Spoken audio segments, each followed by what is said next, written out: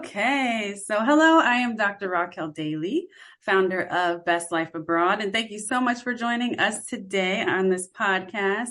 So we are going to be speaking to Jevonya, who relocated to Playa del Carmen in Mexico. So she will share her insights, tell us about her journey, her process of getting abroad. So welcome to the Best Life Abroad podcast. So thank you for joining us today. I'm so excited to learn more. Yes. So can you tell us a little bit about yourself, how you began even just toying with the idea of moving abroad? Awesome. Well, thank you so much, Raquel, for having me.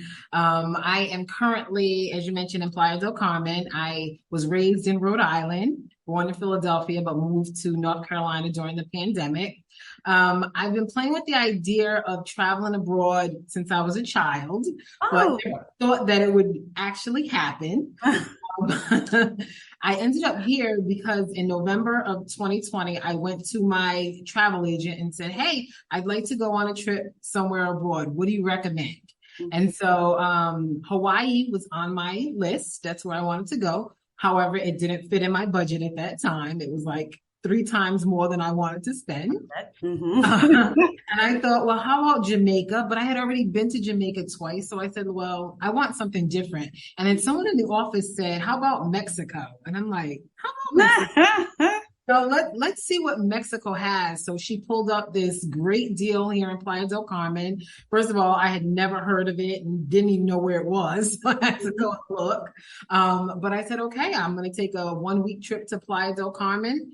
And I came in December of 2021 and absolutely loved it. Went home and changed my life around completely and moved here in April.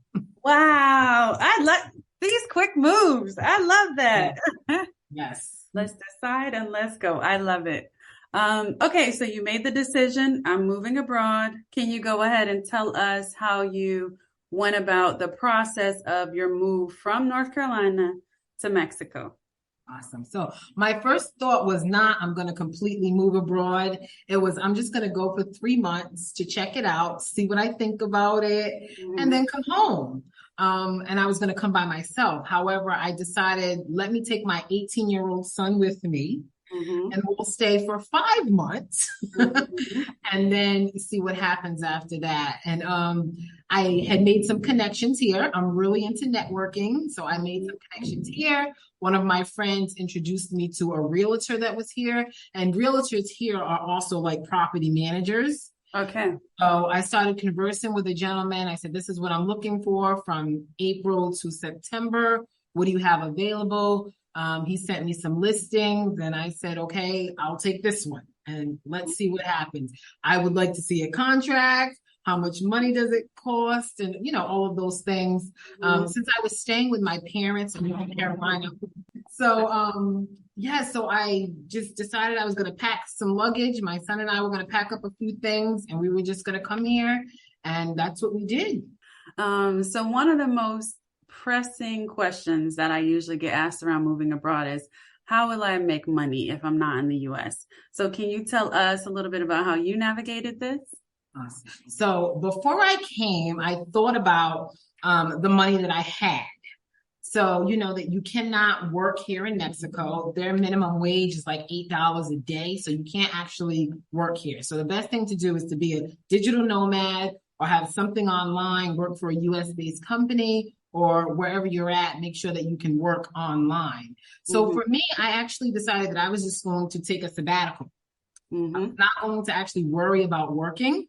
Whatever I had in my savings accounts, whatever I had in my checking account, whatever I had in my investment accounts, that was what was going to maintain me for this time that I was going to be here, which I planned out for 1 year of funds to take care of me. I do some coaching on the side. I do some business consulting. I actually have a business and I have a networking company, So I do things online. However, right now I'm primarily living off of my little nest egg that I was able which took planning, which it doesn't happen overnight. So this is like years of investing that I've been doing. Yeah, for sure. So tell us, what has your transition to Mexican culture been like? Ooh, girl, it's been tough. So the language barrier, of course. Mhm. I've studied Spanish for 8 years. However, studying it and actually using it are two totally Two different things, that is for sure.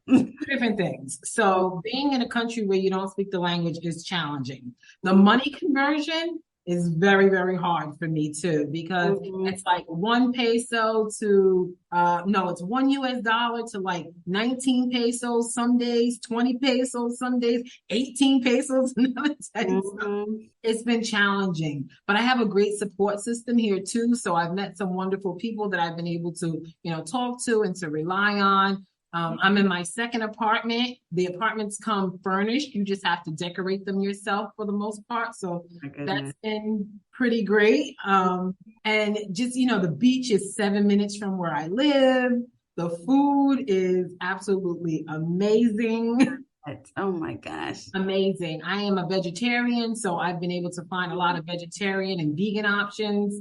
When I look outside, it's like palm trees and bananas growing from the tree Ah, right outside your window. So it's been, even though there's some challenges, the positives far outweigh the challenges I've experienced. wow. So talk to us about, you mentioned your support system. How did you go about finding and creating and developing? We know you are the networking queen, but maybe for those who are not as well versed in networking, even some tips of how to build that support system. Awesome. Well, I am also one of Jehovah's Witnesses, so I had a congregation already here. Wow. And Mhm. there's an English congregation, and I came to support them as Okay. well. And I had attended meetings on Zoom for 4 months, so I got to know Wow. people.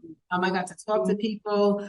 There's a lot of expat groups. We use WhatsApp a lot, and so there's expat groups. There's groups for Black women in Playa. There's groups for Black women in Mexico. Period. There's a lot of groups where you can go on, ask questions, connect with people, just chit chat. If you want to know where's the best pizza place, Mhm. if you need a housekeeper, if you need something, the WhatsApp groups have been so helpful. And even on like Facebook, there's always groups, Instagram, there's places, but you have to put yourself out there too and talk, Yeah. get your needs met, or you're going to have a hard time. Yeah. Yeah. Great. So how have you been received as a Black woman in Playa del Carmen? I told someone recently that I don't think that they see me as a Black woman, more so they see me as an American woman in Playa del Carmen. And that's different from being in the States, because in the States, you're always identified by your skin color first. Mhm. And here it's more of she's an American and she has US dollars. That part. I've been received very well. They love my hair. Mhm.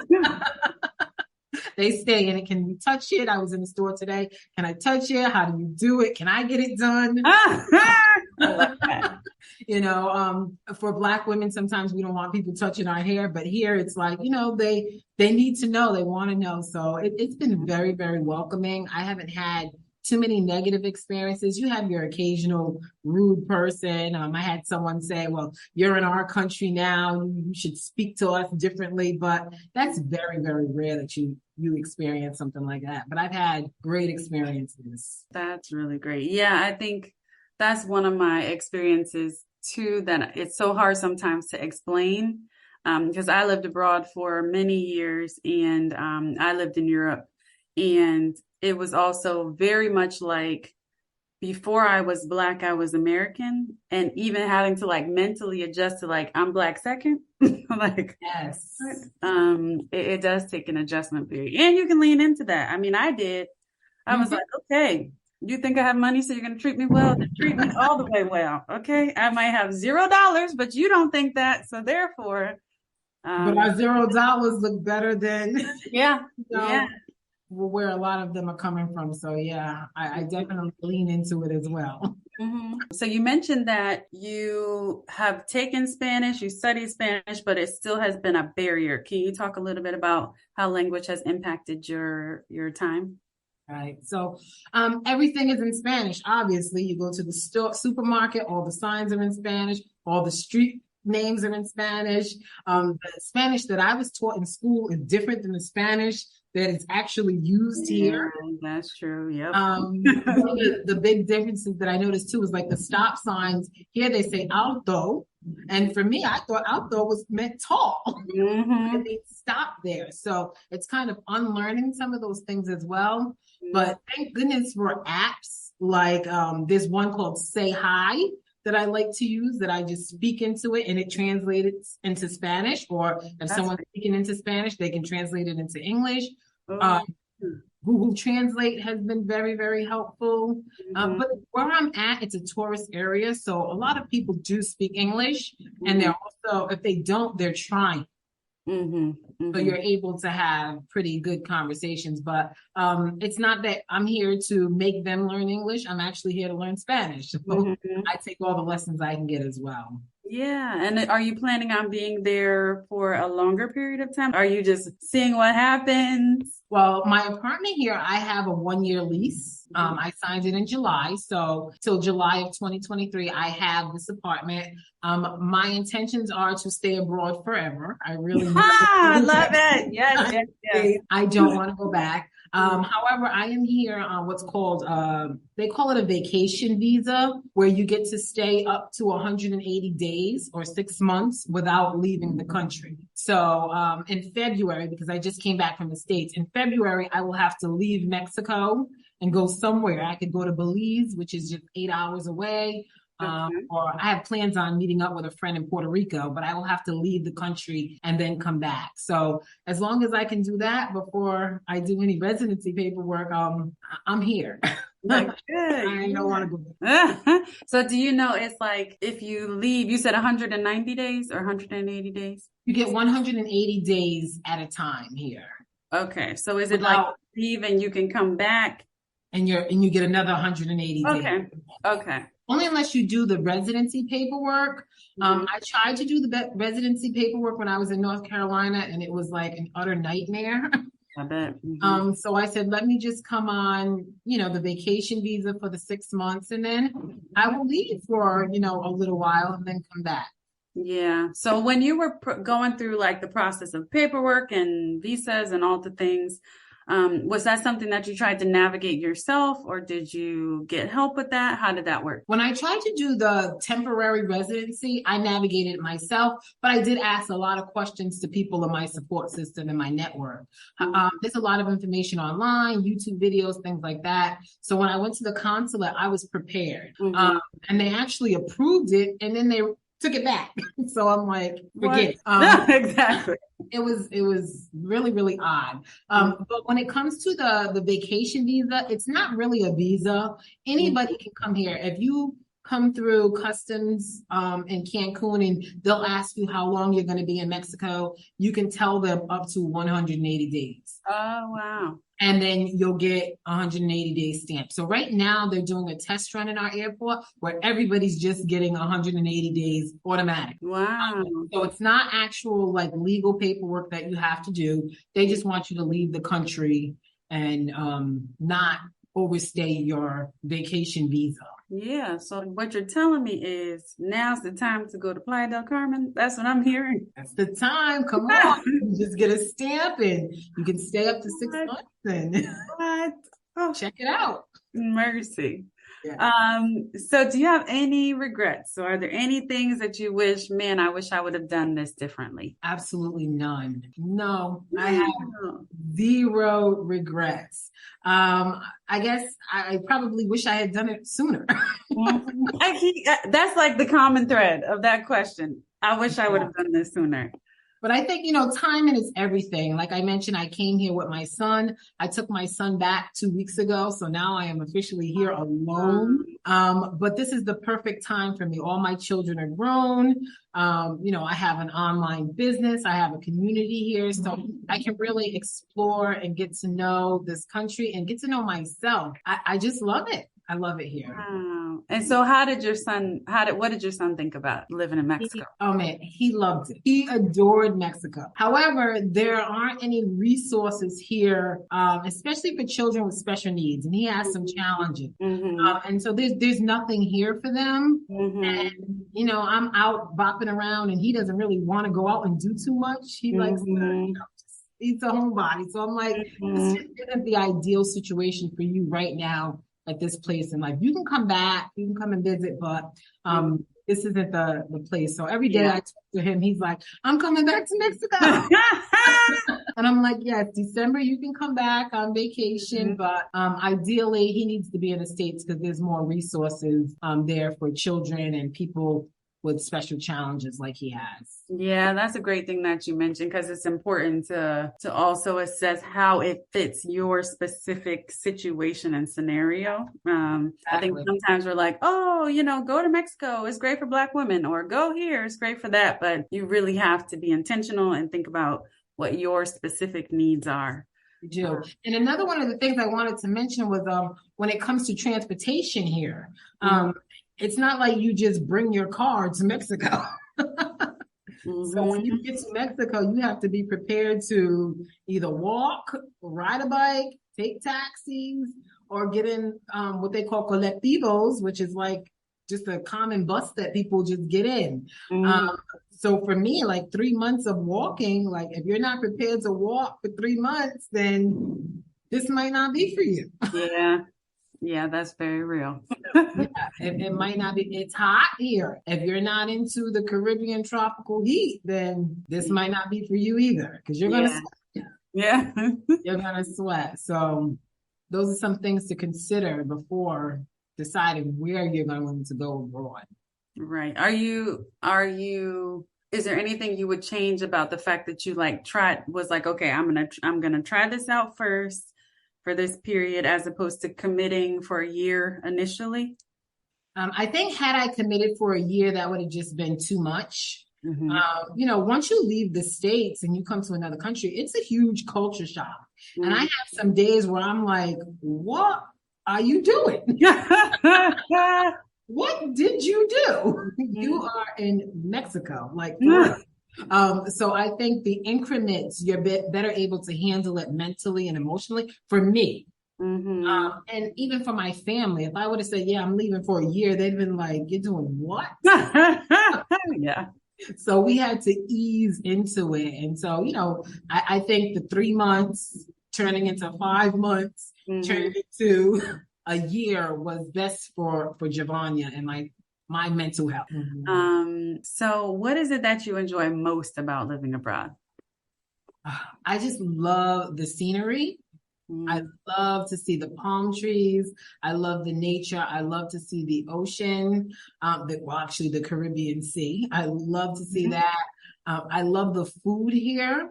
I also love the challenge that it has given me, because I felt like I was becoming stagnant and there was no growth where I was at. So to be here and to be able to see myself in a different light and to learn new things and to grow, I just absolutely love the fact that I've stepped outside of my comfort zone.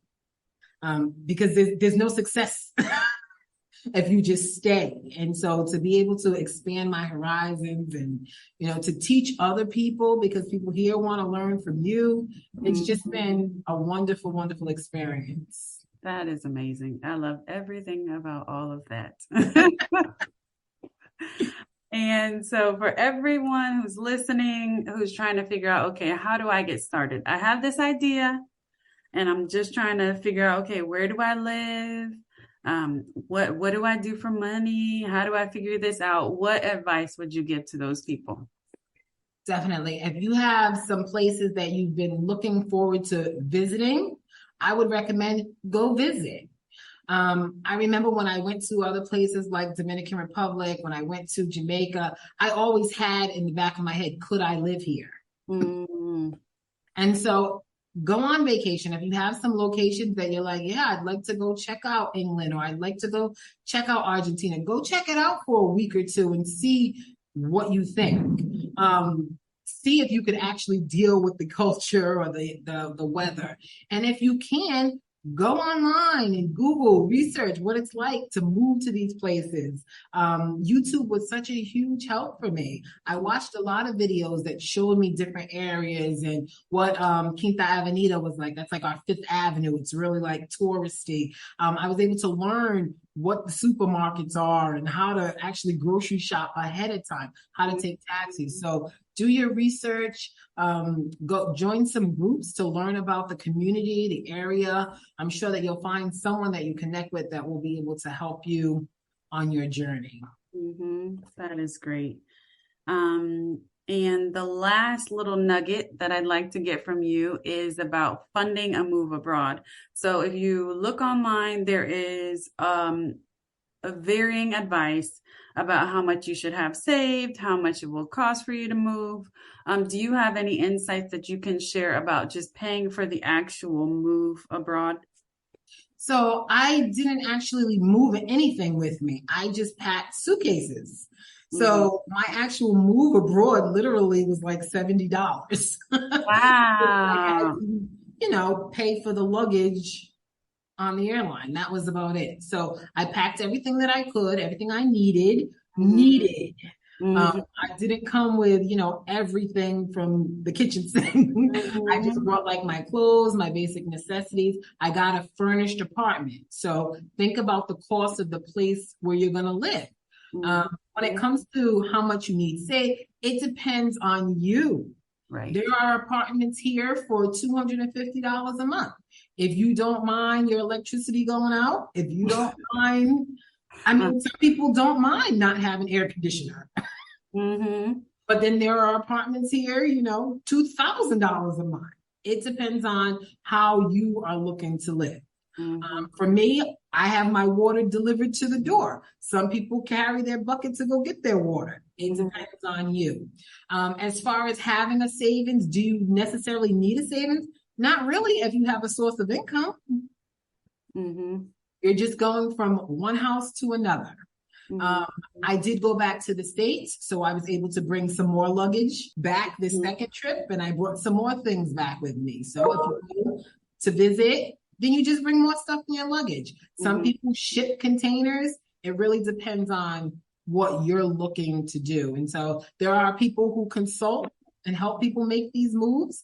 I would recommend looking for somebody to consult with you if you need help. However, it does not have to be a big, I have to move couches. They don't even recommend that. Get something that's already furnished. And try to save as much money as possible. Yeah. Oh my goodness. So much good information. It was so nice talking to you. Too.